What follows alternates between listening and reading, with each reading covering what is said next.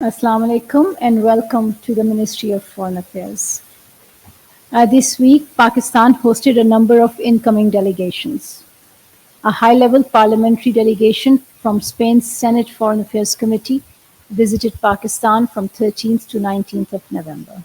They held meetings with Speaker National Assembly Sardar Ayaz Sadiq, Governor Punjab Sardar Salim Haider Khan, Chief Minister Punjab Maryam Nawaz Sharif, Speaker Punjab Assembly Malik Muhammad Ahmad Khan, and Foreign Secretary Amna Baloch.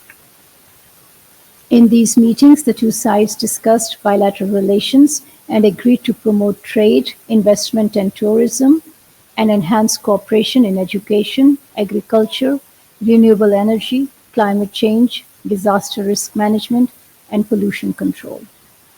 Noting the positive role of parliamentary engagement in bolstering bilateral relations and people-to-people contacts, the two sides committed to continue parliamentary exchanges and cooperation to further strengthen bilateral relations between the two countries.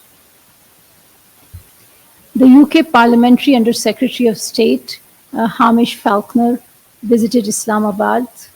In Islamabad, he held meetings with Deputy Prime Minister and Foreign Minister Senator Mohammad Ishaq Dar, the Minister for Interior Mohsen Naqvi, and Speaker National Assembly Sardar Ayaz Sadiq.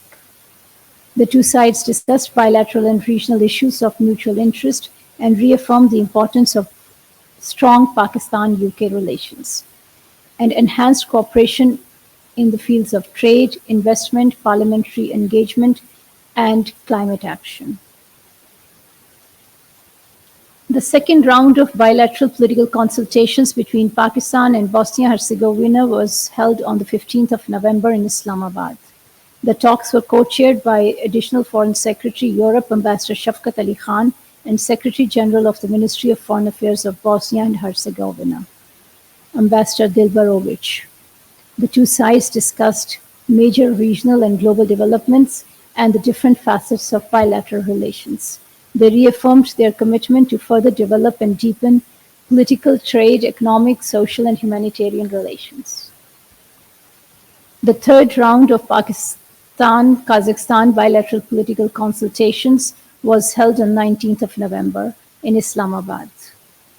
Additional Foreign Secretary Ambassador Ahmad Nadeem Varaich led the Pakistan side, while the Kazakh side was led by Deputy Minister for Foreign Affairs Ambassador Bakayev.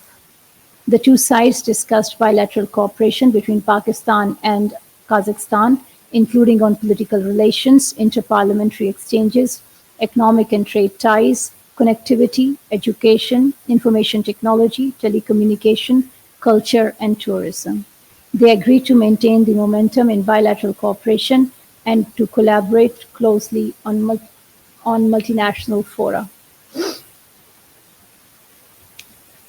The 14th session of Pakistan-EU Joint Commission is taking place in Islamabad today.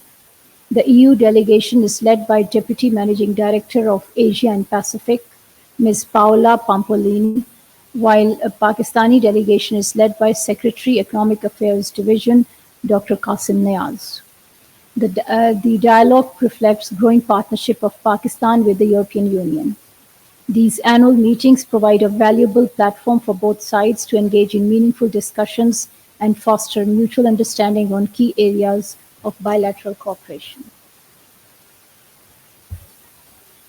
We welcome the latest report of the UN Special Committee to investigate Israeli practices released last week. The report describes Israel's warfare practices in Gaza as acts of genocide and documents millions of civilian casualties and grievous conditions intentionally imposed on Palestinians. Pakistan welcomes the committee's condemnation of the ongoing smear campaign and attacks against UNRWA and the United Nations, and supports its call on all member states to uphold their legal obligations to prevent and stop Israeli violations of international law and holding it accountable. We regret the result of the last night's vote at the United Nations Security Council and its inability to reach consensus over the resolution calling for a ceasefire in Gaza. We reiterate our call for an immediate, unconditional, and permanent ceasefire, unhindered access to humanitarian assistance, and full support to UNRWA and its mandated humanitarian activities.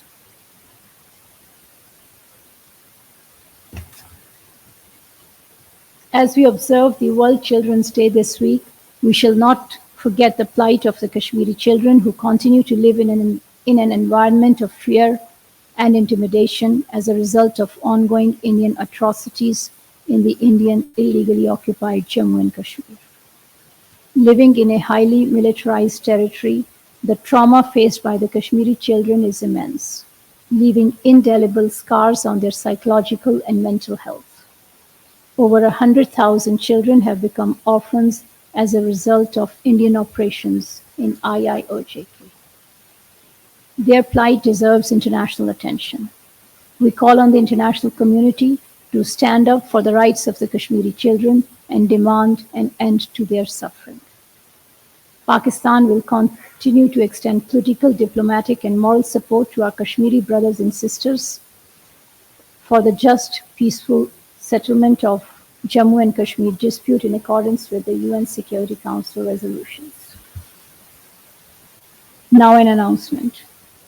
At the invitation of Prime Minister Mohammad Shehbaz Sharif, President of the Republic of Belarus, Alexander Lukashenko will undertake an official visit to Pakistan from 25th to 27th of November. President Lukashenko will hold extensive talks with Prime Minister Mohammad Shehbaz Sharif and discuss areas of bilateral cooperation. Several agreements and MOUs will also be discussed during the visit. I thank you.